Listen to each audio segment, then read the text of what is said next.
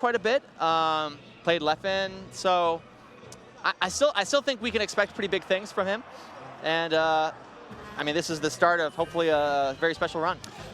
Right, and I think with Jmook is just like SSBM rank number 3 from last year. But so far in 2024, he's just like, he's barely there, right? Or not barely there. He's barely missing that first place at the majors. And that was kind of the story last year as well. But like this year, it's like, I think, you know, Genesis maybe, what, like 4th or 5th? Something like that. 2nd at Full Bloom? Yeah. That's right. And then I forgot Collision. But, you know, he hasn't won a major yet. And I think he much prefers the universe where he does. Yes, absolutely. And I think, like, he's in a weird spot as a player because there's some people where, like, right now I'd say there's a separation between the number 1 and 2, which is, you know, Zayn and Cody. Everyone else kind of feels like a little less stable when you imagine them playing other matchups. It's like those two have like really exceptional head-to-heads on a lot of people. But then Jmook is kind of like in his own little tier where it's like, okay, he's still really, really good, clearly the number 3. But like you said, we haven't seen that major win. And I'm really hoping we do. I think Jmook, to me, so good for the game. We get to see a really cool approach to Sheik. So, I mean, already, this is looking pretty good for Jmook. The thing with Jmook with Sheik is that, like, I mean, it's kind of cliche, but it's just like different players of different characters have like, oh my god, the awareness on Whiskey there. Oh, I think I feel like he meant to shield drop fair. Probably. You know, that was my headcanon. But like different players for different Jmook characters. Fan fiction, you're right. Yeah, right now. Seriously. Basically, he's cracked, and I feel like he's just like the best at every category in all of Sheik's things, which I feel like is very rare for a given character. And like the thing with Jmook, going for his patented kind of letting the opponent push him off into the ledge. Yeah. Thing at the edge, which you never saw before him. Yet another thing. Yeah, there are definitely quite a few things that kind of he has sort of patented. You know, of course, the J-walk being a big one that kind of people associate, you know, doing this sort of slow walk, which I remember, I think it was KK saying like, oh, the range on Sheik's grab. That was like max range. Oh, goes for the moonwalk as well. Man, you were talking about Salt as like a clip player, yeah, like a highlight reel. But man, if you look at Jmook's, and you shouted out his YouTube earlier, it's like the clips that he has there are crazy, and you even see it in these tournament matches. At least you can see him clearly going for these things. Have you ever seen his Zelda clips? No, and I don't think I want to. They were like the only time I've ever seen Zelda look cool in my entire life. I'm not a Zelda lover, but I don't love Zelda at all. But I found love. It was in a hopeless Zelda place. It was crazy. But while I'm saying that, Jmook drops the chain grab, kicks it back up again. Oh, the chain grab, the tech chase. For the record, I got the reference. Yeah, exactly. Yeah, using a lot of run-up shield so far, and Iron is just struggling to get the momentum. Okay, down air again. No, keeps it simple. Forward air. Oh, wow. Yeah, that was interesting there. Jmook hesitated a little bit and then got off last second. So I wonder if he was... This is something that I've been thinking about. You know, like, there's reaction tech chase, whatever. Yep. Like, there's a lot of reaction points. Reaction edge guarding. It's like you stay on the ledge and, like, can you react to that up B? And I feel like Jmook, if there's one player who would go for something like that, it would be him. Yeah. This is something that KJH has been talking about a lot lately, this kind of like resource-based approach to edge guarding, where you're looking at like specifically trying to react to whatever resource they're using and covering as best as you can. So like resource being a double jump or like they shine stall and like really mainly focusing on the opponent and trying to react in different spots. And obviously we're seeing Sheik here, but if there's anyone who can react kind of efficiently, it is probably only Jmook. I feel like maybe the best reactions in the entire game. So crazy. And yeah, it's unfortunate for Iron right now. Oh my god. Really beautiful fastball there. Just like insane fastball.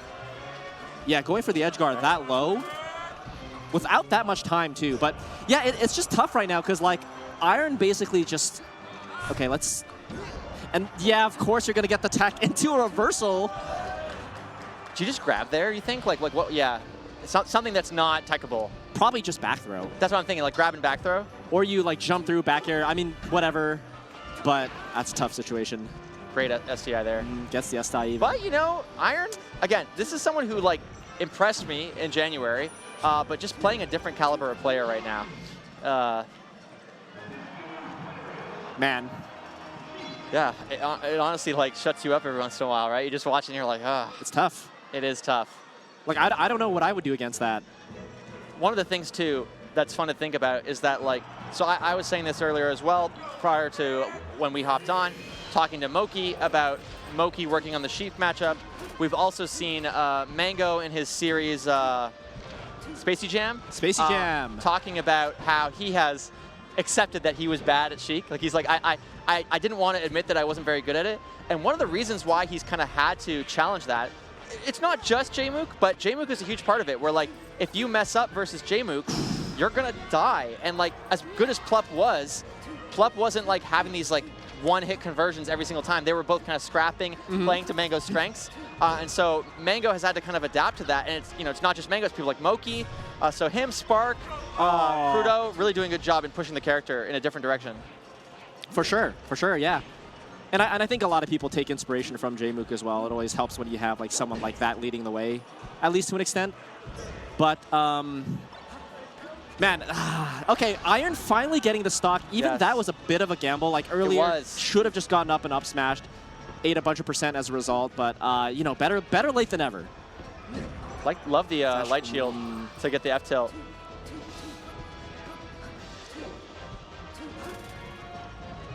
Ooh. Yeah, again, like, a big read from Jmook going for a grab earlier, but no punish from Ironside. And I think that's like, stuff like that just really, really adds up. And here it's like Sheik's combo game, honestly, on FD is like... Great wall jump. Sometimes even better. Oh, and the SDI behind to get out of the drill. You knew he was going to do it. Like, it's like you have such high expectations for him, and then he does it anyway. And that's the thing. It's like normally just Fox versus Sheik. It's like, oh, you just drill shine up smash Sheik, but it's like, oh, you can't do super early drills because Jmook has that reaction to get the SDI very early on. So it's like, oh, you could get a max of maybe 2 hits instead of 3. And it's like, that's one more thing to worry about. That's just annoying. It's true. Yeah, it's one of those good examples of like how like it changes the way you play the matchup. Like I was saying this when we were watching Egg Money, the Yoshi player, play. Prior to playing him, I had very little experience versus Yoshi, and I kind of like thought I had experience versus Yoshi, but then playing like a top 100 Yoshi, you're like, holy crap, they're like parrying everything. It's just a different way of playing, and I feel like when you play someone like Jmook, even if you feel like I have so much Sheik experience, I know what I should expect here, it just plays out very differently because he's reacting to situations that you're not used to reacting. Like it's not just about the touch of death stuff, it's just the way he's kind of playing his neutral is more reaction heavy. That said, I was talking to Cody and Zane about this. We're on dinner on Thursday, and they said that you can kind of punish him a bit for that. That there are certain situations that they try to force kind of a, like almost like an autopiloted reaction. Like, maybe he always F-tilts in this situation because he's like looking for something, and then they know. Like a high level thing. Yes, exactly. High level stuff, looking like for that. High level thing. So Iron's probably not going to get there right now, but you know, that is maybe the downside if you have such good reactions that you can kind of always lean on them. Because Melee is a good game, it's still rock, paper, scissors. It's not like, okay, you know, don't worry, if you just do this one F-tilt or whatever, it's always going to work. There's ways where you can kind of bait it, and his own kind of strength can be used against him. And that's tough because it's like, while that's even true, it's like Jmook is still human. All those other players are still human. They'll like realize it. And also, it's just like, in a best of 5, I don't know how much Iron has played Jmook, for example, but it's like if you play Jmook for the first time, it's like, you have like 5 minutes to figure that out. No kidding, yeah. Right? Before you're already down like 0-2. Exactly. So it's like, well, that's true, and I'm sure that happens a lot, especially in like top 8 sets. Big sets with a lot on the line.